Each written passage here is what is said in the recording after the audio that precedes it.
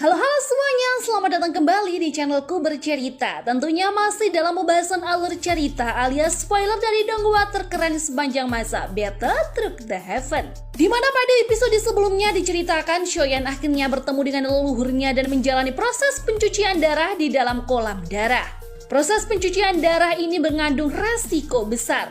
Jika mental Shoyan tidak cukup kuat, bukan kekuatan yang akan ia raih, melainkan kematian yang akan menyambutnya. Bukan tidak mungkin ia akan mengikuti Xiao Xuan ke dunia lain. Namun ketegangan mulai mereda ketika pusaran darah muncul di sekitar tubuh Shoyan. Pertanda bahwa proses pergantian darah telah selesai dan kini saatnya Shoyan mulai menyerap kekuatan garis keturunan itu.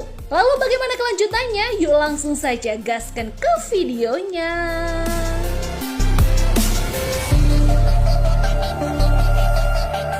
Selain garis keturunan Daodi, di dalam kolam darah juga tersimpan energi peninggalan dari Xiao Xuan. Energi yang luar biasa besar ini sebenarnya bisa membuat Shoyan langsung menembus ke tingkat Daosun puncak dalam waktu singkat. Namun kekuatan seperti itu bersifat sementara dan tidak stabil. Jika digunakan sembarangan justru bisa menghambat peluangan Shoyan untuk mencapai tingkat Daoseng di masa depan. Melihat hal itu, Xiao Xuan mencoba menenangkan Sun Er yang sudah tampak gelisah. Ia menyampaikan keyakinannya bahwa Shoyan akan mengambil keputusan yang paling bijaksana dalam menyerap energi tersebut. Sun Er hanya bisa menarik nafas panjang. Setelah mendengar keyakinan itu, ia mengangguk pelan lalu menutup matanya dan masuk ke dalam kondisi meditasi untuk berlatih sembari menunggu hasil akhir dari perjuangan Shoyan. Karena proses penggantian darah membutuhkan waktu yang tidak sebentar, waktu pun kembali berlalu tanpa terasa seperti butiran pasir yang mengalir di antara celah-celah jemari.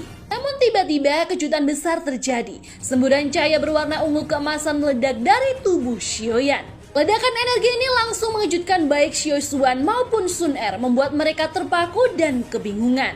Dengan wajah penuh keterkejutan, mereka saling memandang, berusaha memahami asal-usul kekuatan misterius tersebut. Bagaimana mungkin di dalam tubuh Shoyan tersimpan garis keturunan makhluk legendaris seperti naga ponik? Xiao Xuan tampak sangat terkejut, ekspresinya jelas menunjukkan keterpanaan. Sosok sekelas dirinya pun belum pernah melihat langsung keberadaan naga ponik, makhluk yang hanya hidup dalam cerita-cerita kuno dan legenda. Tak heran matanya tampak membesar menyaksikan cahaya ungu keemasan yang membungkus tubuh Shoyan. Sementara itu Sun Er pun tak kalah bingung. Sebagai generasi muda, ia tidak sepenuhnya memahami apa yang terjadi. Namun ketika mendengar bahwa naga ponik memiliki kaitan erat dengan ras naga void kuno, pikirannya langsung tertuju pada Xian, seseorang yang dia kenal sebagai anggota dari suku naga tersebut. Xiao Xuan mengerutkan dahi, merasakan pusing saat mencoba menganalisis situasi. Apalagi jika kedua darah itu berbenturan di dalam tubuh Shoyan, hasilnya bisa fatal, bukan hanya kegagalan, tapi juga luka parah bagi cucu keturunannya nanti. Sun Er pun langsung panik. Ia tak mampu menyembunyikan kecemasannya ketika tahu bahwa nyawa Shoyan kini terancam. Dengan suara gemetar, ia bertanya kepada Xiao Xuan apa yang bisa mereka lakukan untuk menyelamatkannya. Xiao Xuan terdiam sejenak. Ia terlihat ragu, tetapi kemungkinan mengajukan satu permintaan berat. Ia bertanya, apakah Sun Er bersedia menyumbangkan sebagian darah keturunan klan Gu untuk membantu menyelaraskan kekuatan dalam tubuh Shoyan. Menurut penghitungannya, jika darah dari klan kuno lain dimasukkan ke dalam tubuh Shoyan, maka garis keturunan naga ponik yang begitu kuat tidak lagi akan berfungsi sebagai lawan, tetapi sebagai penengah atau perantara antara dua kekuatan besar. Dalam kondisi ideal, bukan hanya konflik darah bisa dihindari, malah bisa tercipta keharmonisan baru antara darah Xiao dan Gu. Sebuah keberuntungan besar bagi masa depan Shoyan dan kedua klan.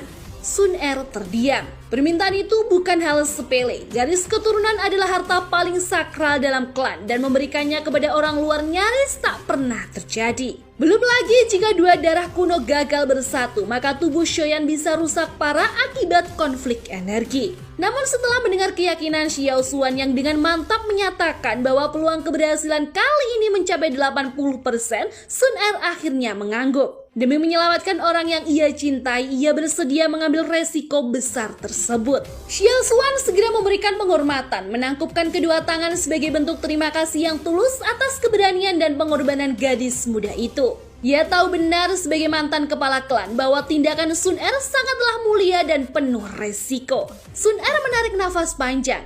Dengan gerakan tenang, ia membentuk beberapa segel misterius dengan tangannya, kemudian melukai pergelangan tangannya. Beberapa tetes darah murni klan Gu jatuh perlahan menyatu dengan air kolam tempat Xiaoyan kini berada.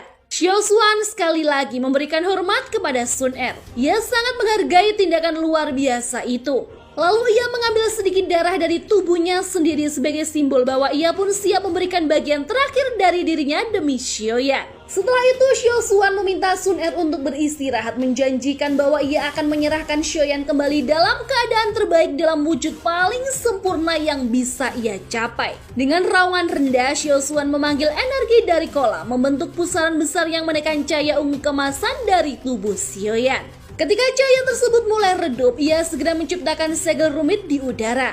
Darah Sun Er yang sebelumnya mengambang langsung melesat masuk ke dalam dada Xiaoyan, menyatu dengan tubuhnya dalam momen penuh ketegangan dan harapan. Tubuh Xiaoyan mulai bergetar hebat ketika gumpalan darah yang ditransfer Sun Er menyatu ke dalam dirinya. Simbol-simbol berwarna merah darah perlahan muncul dan menjalar ke seluruh permukaan kulitnya, menjadikannya tampak seperti sosok makhluk suci yang bukan lagi manusia biasa. Wajah Sun Er seketika pucat pasi, dipenuhi kecemasan saat menyaksikan dua garis darah kuno yang berada di klan Xiao dan klan Gu saling bertabrakan dan saling melemahkan, seolah berusaha saling menyingkirkan. Dalam kekacauan itu, darah keturunan naga ponik yang selama ini tersembunyi di dalam tubuh Xiaoyan tiba-tiba melonjak keluar, mengamuk dengan raungan naga dan nyaringnya kelengkingan ponik yang mengguncang hati siapapun yang mendengarnya. Namun di bawah kendali sempurna Xiao Xuan, kekuatan darah ponik itu tidak berubah menjadi ancaman, melainkan beralih fungsi sebagai penengah moderator yang meredakan konflik antara dua garis darah kuno tersebut. Secara bertahap, ketiga kekuatan besar ini mulai melemah dan menyatu hingga waktu berjalan cepat dan 1 bulan berlalu. Dari persatuan yang nyaris mustahil itu, lahirlah darah baru berwarna ungu merah yang menyala misterius, perpaduan dari kekuatan klan Xiao, klan Gu, dan garis keturunan naga ponik yang legendaris. Akhirnya setelah sekian lama menahan ketegangan dan kekhawatiran, wajah Sun Er yang selama ini selalu cemas berubah cerah. Ia tersenyum bahagia saat Xiao Xuan mengonfirmasi bahwa proses penyatuan 3 garis darah itu telah berhasil. Ini yang bisa mereka lakukan hanyalah menunggu Xiaoyan menyerap sepenuhnya warisan kekuatan yang ditinggalkan untuknya. Dengan kepala mengangguk pelan, Sun Er menerima penjelasan Xiao Xuan dan kembali tenggelam dalam latihan meditasinya. Sementara itu, seperti yang telah diperkirakan, proses penyerapan kekuatan membutuhkan waktu yang cukup panjang. Hari-hari berganti dan tanpa disadari 1 tahun pun berlalu. Selama masa itu bukan hanya Xiaoyan yang mengalami transformasi, Sun Er pun berhasil memulihkan kembali garis keturunan yang sempat melemah akibat pengorbanannya. Bahkan ia memperoleh limpahan energi spiritual dari dalam makam Xiao Xuan yang membuat auranya kini jauh lebih kuat dan tajam dari sebelumnya. Setengah tahun kembali berlalu. Kolam darah tempat proses pembersihan dan penyatuan berlangsung kini telah kembali ke bentuk semula, jernih dan tenang seperti pertama kali saat Xiaoyan dan Sun Er datang ke tempat itu. Ketika aliran terakhir energi masuk ke dalam tubuh Xiaoyan, Xiao Xuan dan Sun Er membuka mata mereka bersamaan, merasakan ledakan kekuatan dahsyat dari tubuh Xiaoyan bagaikan gunung berapi yang siap meletus. Dan benar saja, hanya dalam waktu setengah jam setelah itu, kolam yang semula hening tiba-tiba meledak bagaikan petir di tengah malam. Dalam hitungan detik, kekuatan Xiaoyan melonjak drastis dari tingkat bintang 6 Daosun hingga ke puncak bintang 9 Daosun. Perubahan dahsyat ini membuat Sun Er panik bukan main. Ia tahu jika kekuatan itu tak segera dikendalikan, Xiaoyan akan berhenti di situ dan kemungkinan menembus tingkat Daoseng di masa depan bisa tertutup selamanya. Xiao Xuan segera bertindak dengan suara tenang namun tegas. Ia mengingatkan Xiaoyan untuk menahan diri. Xiaoyan adalah satu-satunya harapan yang tersisa bagi kelangsungan klan Xiao. Di tengah gemuruh kekuatan yang belum stabil, terdengar suara aneh dari dalam tubuh Xiaoyan seperti suara makhluk asing yang teredam. Tubuhnya berubah ungu kemerahan, menandakan bahwa aura di dalam dirinya tengah mengalami perubahan besar. Yang mengejutkan bukannya bertahan di puncak bintang 9, kekuatannya justru perlahan turun kembali ke bintang 6. Xiao Xuan pun sempat bingung karena ia tidak pernah mengira Xiaoyan akan mampu menekan kekuatannya sendiri dengan cara seperti itu. Namun perlahan peningkatan aura kembali terjadi, kali ini dengan ritme yang stabil dan terkendali. Setelah beberapa kali naik turun yang melelahkan, akhirnya kekuatan Xiaoyan mantap berhenti di puncak bintang 8 Daosun. Baik Xiao Xuan maupun Sun Er menghela nafas lega. Krisis telah berlalu. Begitu stabilitas tercapai, mata Xiaoyan yang tertutup rapat selama 1,5 tahun akhirnya terbuka. Dua sinar terang berwarna ungu merah menyembur dari matanya, menembus ruang dan bahkan menghancurkan salah satu pilar batu besar di aula yang megah itu. Seketika nafas panas terdengar keluar dari mulut Xiaoyan, diikuti raungan keras yang merupakan gabungan suara naga dan lengkingan burung ponik, simbol bahwa transformasi telah sempurna. Sun Er dengan senyum tulus yang sulit disembunyikan mengucapkan selamat kepada Xiaoyan. Sedangkan Xiaoyan yang dipenuhi rasa haru dan syukur kembali membungkuk penuh hormat kepada Xiao Xuan, sosok leluhur yang telah mengorbankan segalanya untuk masa depan klan mereka. Xiao Xuan tersenyum dengan bangga saat menyaksikan keberhasilan luar biasa dari Xiaoyan. Dalam hatinya ia yakin bahwa kebangkitan kejayaan klan Xiao bukan lagi sekedar mimpi kosong. Kini setelah Xiaoyan tidak hanya berhasil membangkitkan garis keturunan murni klan Xiao, tetapi juga menciptakan jenis garis darah baru hasil perpaduan antara darah klanku dan darah naga legendaris Phoenix, maka tibalah waktunya bagi pemuda itu untuk menerima warisan sesungguhnya. Versi lengkap dari perubahan 3 api misterius, teknik sakral yang dulu diciptakan dan diwariskan oleh Xiao Xuan. Ternyata semasa hidupnya Xiao Xuan pernah menguasai 3 jenis api surgawi sekaligus. Ia pun memuji teknik manipulasi api yang digunakan Xiaoyan karena menurutnya gaya pengendalian api Xiaoyan sangat serasi dengan prinsip dasar dari perubahan 3 api misterius. Tanpa banyak bicara, Xiaoyan menerima gulungan teknik itu dari Xiao Xuan dan mulai mempelajarinya dengan penuh keseriusan. Setelah mempelajarinya cukup lama, Xiaoyan mulai membentuk segel-segel tangan unik, lalu mengaktifkan teknik tersebut ke level puncak. Saat itu juga aura melonjak secara luar biasa dan lambat laun simbol-simbol tato khas klan Xiao mulai terbentuk di dahinya. Sayangnya pada percobaan pertama, Xiaoyan belum mampu menyempurnakan tato tersebut. Dari 9 garis tato yang seharusnya muncul, baru 3 yang berhasil terbentuk. Namun ia tidak menyerah. Dengan bimbingan tambahan dari Xiao Xuan, ia melanjutkan proses ini tanpa kenal lelah. Waktu berlalu cepat dan tanpa terasa setengah tahun telah terlewati. Dalam kurun waktu itu 8 garis tato telah terukir jelas di dahi Xiaoyan. Bahkan Xiao Xuan sendiri tampak terkejut melihat kecepatan perkembangan cucu keturunannya itu karena butuh bakat luar biasa dan kedisiplinan tingkat tinggi untuk mencapai tingkat tersebut dalam waktu singkat. Namun Xiaoyan belum berhenti. Dengan konsentrasi penuh, ia memanfaatkan aura ungu merah yang kini menyala di tubuhnya untuk menciptakan garis ke-9. Begitu garis terakhir itu terbentuk, tato klan Xiao yang sempurna pun resmi muncul di tubuhnya. Momen ini menandai kebangkitan sejati dari garis keturunan klan Xiao yang telah lama dianggap punah selama ribuan tahun. Kebangkitan itu adalah bukti bahwa warisan klan Xiao belum sepenuhnya hilang. Xiaoyan kini menjadi simbol kelahiran kembali klannya bukan hanya sebagai penerus, tapi juga sebagai harapan baru bagi masa depan.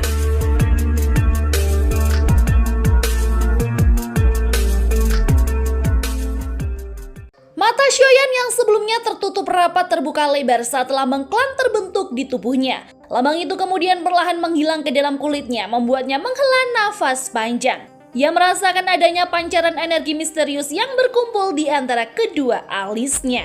Kini dengan keberadaan tato lambang klan itu, Xiaoyan tak perlu lagi menggunakan teknik perubahan 3 api misterius di masa depan. Cukup dengan mengarahkan pikirannya, tato itu bisa diaktifkan secara langsung sebab teknik rahasia ini telah mencapai bentuk sempurnanya. Tubuh Xiaoyan bergetar merasakan betapa hasil latihan intensif selama 6 bulan terakhir benar-benar membuahkan hasil. Tak hanya berhasil menciptakan tato klan, ia juga mencapai puncak penguasaan terhadap kekuatan Douqinya. Sun Er pun tersenyum sambil mengamati ekspresi serius di wajah Xiaoyan. Ia mengingatkan bahwa waktu 3 tahun mereka di makam kuno itu hampir habis, hanya tersisa 5 hari lagi. Xiaoyan tak bisa menyembunyikan keterkejutannya karena ternyata waktu 3 tahun yang terasa begitu panjang di dunia dalam makam itu nyatanya hanya berlangsung setengah tahun saja di dunia luar. Meski singkat, manfaatnya luar biasa. Saat masuk, Xiaoyan baru mencapai level Daosun bintang 6. Kini ia telah berada di puncak bintang 8 lengkap dengan berbagai teknik dan tato klan baru. Berdasarkan perhitungannya, ia kini sanggup menghadapi bahkan petarung Dosun bintang 9 sekalipun secara seimbang. Di sisi lain, Xiao Xuan yang menyaksikan perkembangan luar biasa dari Xiaoyan tertawa dengan bangga. Namun di balik tawanya tersimpan sedikit rasa sedih. Ia menyadari bahwa waktu 3 tahun itu telah habis dan Xiaoyan akan segera meninggalkan makam kuno ini. Tak bisa dipungkiri, keberadaan makam surgawi ini telah memberikan banyak keuntungan baginya. Namun hidup dalam bentuk spiritual selama ratusan bahkan ribuan tahun di tempat sunyi itu hanya meninggalkan rasa kesepian yang mendalam. Mendengar nada kesedihan dalam suara Xiao Xuan, hati Xiaoyan terasa berat. Bagaimana tidak? Ia sendiri hanya tinggal di sana selama 3 tahun dan sudah merasa berat hati untuk pergi. Apalagi Xiao Xuan yang telah terjebak begitu lama di sana dalam bentuk roh yang tak lengkap. Akhirnya karena tak bisa lagi membendung rasa penasarannya, Xiaoyan pun mengajukan pertanyaan yang telah lama ia simpan sejak pertama kali mengetahui kisah Xiao Xuan, bagaimana cara membangkitkan kembali leluhur klan Xiao itu. Xiao Xuan tersenyum memahami keingintahuan Xiaoyan, terlebih karena ia juga seorang alkemis. Memang dengan bantuan pil-pil tertentu, mungkin seseorang bisa dihidupkan kembali dari ambang kematian bahkan jika hanya dalam bentuk roh. Namun Xiao Xuan menjelaskan bahwa dirinya saat ini hanyalah sisa pecahan jiwa, bukan jiwa utuh, bukan tubuh spiritual sempurna. Jika Xiaoyan benar-benar ingin membantunya keluar dari makam itu, maka satu-satunya cara adalah menerobos ke tingkat Daodi. Hanya seorang Daodi sejati yang memiliki kekuatan untuk menolong entitas energi seperti dirinya agar bisa terbebas dari belenggu makam kuno. Xiao Xuan dengan suara tenang meminta Xiaoyan agar tidak memikul rasa bersalah atas semua yang terjadi. Ia menjelaskan bahwa alasan dirinya rela bertahan dalam kesunyian makam kuno bukanlah demi bisa hidup kembali, melainkan untuk memastikan warisan kekuatan garis keturunan keluarga Xiao tidak lenyap bersama dirinya. Ia telah memilih untuk tinggal agar masa depan klan tidak ikut terkubur di masa lalu. Xiaoyan menarik nafas panjang, menghayati sepenuh hati perkataan Xiao Xuan. Ia menyadari bahwa semua yang dikatakan itu adalah bagian dari takdir pahit yang tidak bisa mereka ubah. Karena itu meskipun mencapai tingkat Daodi adalah sesuatu yang hampir mustahil bagikan mengangkat bumi dan menjatuhkan langit, Xiaoyan tetap bertekad. Ia membuat janji kepada Xiao Xuan, suatu saat ia akan menjadi seorang Daodi dan kembali untuk mencari jalan membebaskan leluhurnya dari keterkungkungan makam kuno. Melihat kesungguhan dalam tatapan Xiaoyan, Xiao Xuan pun tersenyum puas. Kemudian secara tiba-tiba, Xiao Xuan memberi isyarat dengan tangannya dan cincin penyimpanan Xiaoyan bergetar. Sebuah kluster cahaya merah muda melayang keluar dan berhenti di depan Xiao Xuan. Yang tak lain benda itu adalah batu giok yang dulu Xiaoyan temukan di ujung lorong penghubung lantai 2 dan 3. Masih ingat gak nih kalian? Ternyata benda itu bukan batu biasa. Itu adalah ratu dari spesies serangga pemakan energi kuno yang sedang dalam masa tidur panjang. Sasak ini sejatinya adalah binatang iblis yang kekuatannya setara dengan elit kelas Banseng. Menurut Xiao Xuan, makhluk ini sangat berbahaya. Ia bisa masuk di dalam tubuh Xiaoyan tanpa disadari dan merayap dokinya sampai habis ketika nanti terbangun. Tapi di balik ancaman itu ada peluang besar. Ratu serangga ini bisa dijadikan bahan utama untuk menciptakan kain kaisar serangga kuno, sebuah pelindung hebat yang mampu menjaga pemakaiannya dari serangan kelas Bangsen tanpa terluka sedikit pun. Tugas membuat kain kaisar itu akan diambil alih oleh Xiao Xuan. Sementara itu Xiaoyan sebagai penerus harus menjalankan misi penting lainnya, menyingkirkan 2 anggota muda dari klan Hun, yaitu Hunya dan Hunli. Mendengar nama mereka, mata Xiaoyan menyipit tajam. Dia berpikir tentang betapa kekuatannya kini telah meningkat pesat. Dia yakin mampu menghadapi dan mengalahkan keduanya seorang diri. Xiao Xuan tersenyum tipis menyiratkan bahwa selama ini tak ada satupun gerakan di dalam makam surgawi yang luput dari pengawasannya. Dia kemudian melambaikan tangan secara perlahan. Ruang di depannya bergelombang membentuk celah spesial yang tak lain merupakan jalan langsung menuju lokasi Hunya dan Hunli. Dengan senyum tenang, Xiao Xuan memandangi Xiaoyan dan Sun Er yang melangkah masuk ke dalam celah spasial itu. Ia menganggap pertarungan yang akan terjadi sebagai ujian terakhir Xiaoyan sebelum ia benar-benar meninggalkan makam kuno. Sementara itu Hunya dan Hunli tengah sibuk memburu tubuh energi kelas 9, mencoba menjauh sejauh mungkin dari bagian terdalam makam surgawi. Bagi mereka pertemuan dengan Xiaoshuan beberapa waktu lalu adalah bencana terbesar selama berada di tempat itu. Hunya mengingatkan Hunli untuk segera menggunakan token giok spasial setelah keluar dari makam. Mereka takut jika tindakan mereka terhadap klan Gu diketahui oleh pemilik tempat ini, maka jalan keluar akan segera ditutup bagi mereka. Hunli mengangguk perlahan, matanya dipenuhi keinginan membunuh yang begitu kuat. Namun tiba-tiba muncul riak misterius di udara. Dari sana melangkah keluar Xiaoyan dan Sun Er. Mereka langsung menantang Hunya dan Hunli, meminta agar persoalan di antara mereka segera diselesaikan di sini dan sekarang. Ekspresi wajah Hunya dan Hunli seketika berubah gelap saat melihat dua sosok itu keluar dari kehampaan dengan tenang dan percaya diri. Dengan tawa kecil bernada sinis, Hunya mengejek Xiaoyan agar tak terlalu tinggi hati. Ia memperingatkan bahwa nyawa Xiaoyan mungkin tak lama lagi akan berakhir setelah keluar dari makam kuno. Tampaknya mereka merencanakan untuk membawa bala bantuan dari klan Hun begitu mereka sampai di luar. Namun Xiaoyan hanya tersenyum tipis. Ia berkata dengan nada dingin bahwa justru karena itulah ia berencana untuk memastikan Hunya dan Hunli tidak akan pernah keluar dari makam kuno ini. Dengan ucapan percaya diri Xiaoyan yang begitu tinggi, ekspresi Hunli berubah muram.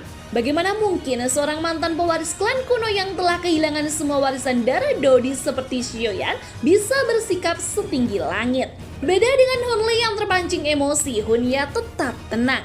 Dengan ketenangan khas orang yang lebih berpengalaman, ia meminta Hunli menahan diri dan tidak bertindak gegabah. Menyadari bahwa keyakinan Xiaoyan bukan omong kosong. Itu berarti pemuda itu memang menyimpan kekuatan nyata yang tak bisa diremehkan. Karena itu menurutnya langkah paling bijak adalah mundur terlebih dahulu dan menunggu hingga mereka keluar dari makam surgawi untuk kemudian membalas dendam dengan persiapan matang. Namun belum sempat niat kabur itu berhasil direncanakan sepenuhnya. Di saat tubuh keduanya mulai menyebar dalam bentuk bayangan hitam, tiba-tiba tubuh Xiaoyan lenyap seperti ditelan udara, melesat dalam keheningan seperti arwah gentayangan. Dalam sekejap kilatan tajam menyambar tepat di hadapan Hunli. Ia sempat merespon menghantam ruang kosong dengan kepalan yang diselimuti kabut hitam. Namun saat tinjunya bertabrakan dengan udara, sosok samar perlahan muncul di hadapannya. Xiaoyan telah tiba terlebih dulu. Xiaoyan dengan cepat meraih tinju Hunli yang tertutup kabut hitam. Sementara api menakutkan menyembur keluar dari telapak tangan Xiaoyan saat tinju dan telapak tangan bertabrakan menyebabkan kabut dingin yang gelap di kepalan tangan Hunli mengeluarkan suara mendesis karena benar-benar menguap. Ketika kabut hitam di tangan Hunli mulai menguap karena benturan, Xiaoyan tidak bergerak sedikit pun. Suara keras terdengar dan tubuh Hunli terpental ke belakang, memuntahkan darah kental dari mulutnya dengan brutal. Serangan itu cukup untuk membuatnya lumpuh seketika. Melihat rekan seperjuangannya roboh hanya dengan satu pukulan, mata Hunya membelalak. Ia benar-benar tak menyangka bahwa dalam waktu 2 tahun saja, Xiaoyan telah berkembang menjadi Dousun bintang 8 sejati. Begitu Hunli tersingkir, Xiaoyan langsung mengalihkan tatapannya ke arah Hunya yang masih berdiri terpaku. Tatapan tajam itu membuat Hunya refleks membalas dengan pandangan penuh dendam. Tanpa ragu, tangannya mulai membentuk serangkaian segel rumit dan seketika tato klan muncul di dahinya. Kekuatan tato klan ini jelas membuat kekuatan Hunya melonjak drastis. Namun meskipun begitu, tujuan sebenarnya Hunya mengaktifkan tato klannya bukan untuk menyerang melainkan untuk membuka jalan kabur. Hunya sadar sepenuhnya bahwa kekuatan Xiaoyan ditambah dengan keberadaan Sun Er yang tampak tenang menyaksikan dari kejauhan membuat peluangnya untuk menang sama sekali nihil. Ia pun mencoba melarikan diri sambil menyumpah bahwa ia akan membalas kematian Hunli. Namun baru saja ia mengucap janji itu, tiba-tiba sebuah bayangan gelap muncul di atas kepalanya. Xiaoyan telah berada di sana, kini dengan sepasang sayap tulang yang bersinar jernih di punggungnya. Sayap itu membuat kecepatannya melesat ke level yang sulit dijangkau bahkan oleh petarung tingkat tinggi sekalipun. Melihat itu wajah Hunya mengeras. Ia tahu bahkan Dousun bintang 8 biasa pun tidak berani melangsung bentrok dengan Xiaoyan dalam kondisi seperti ini dengan kekuatan spiritual yang meledak. Tapi dengan tekad membara, Hunya tetap meluncur ke depan, mengerahkan seluruh doki ke dalam tinjunya dalam serangan pamungkas. Ia ingin menamatkan segalanya dalam satu gebrakan. Seraya melesat, senyum licik mengembang di wajah Hunya. Ia yakin pukulan ini akan cukup untuk membunuh pewaris klan Xiao itu. Tapi sebelum tinjunya benar-benar mengenai target, Xiaoyan menunjukkan senyum tipis mengejek. Dalam sekejap, cahaya berwarna kuning keemasan menyala di antara kedua alisnya, menampilkan tata klan misterius yang memancarkan aura luar biasa. Melihatnya, Hunya tak bisa bergerak. Ia terpaku. Perasaannya mendadak mencuat, jiwanya bergetar hebat. Lalu, kedua tinju mereka bertabrakan. Ledakan keras bergemuruh seakan petir menyambar dari langit dan pola spasial mereka di udara menyebar bagaikan jaring laba-laba. Hanya sekejap kemudian, sebuah sosok terlempar jauh dari pusat ledakan jatuh menghantam tanah dengan keras. Sosok itu adalah Hunya. Tubuhnya tampak remuk, ia memuntahkan darah segar yang bercampur potongan organ dalam dari mulutnya. Dalam kondisi sekarat, Hunya bisa merasakan dengan jelas bahwa hidupnya perlahan-lahan menghilang. Pandangannya mulai kabur dan rasa takut yang sebelumnya tersembunyi kini muncul bersama dengan penyesalan.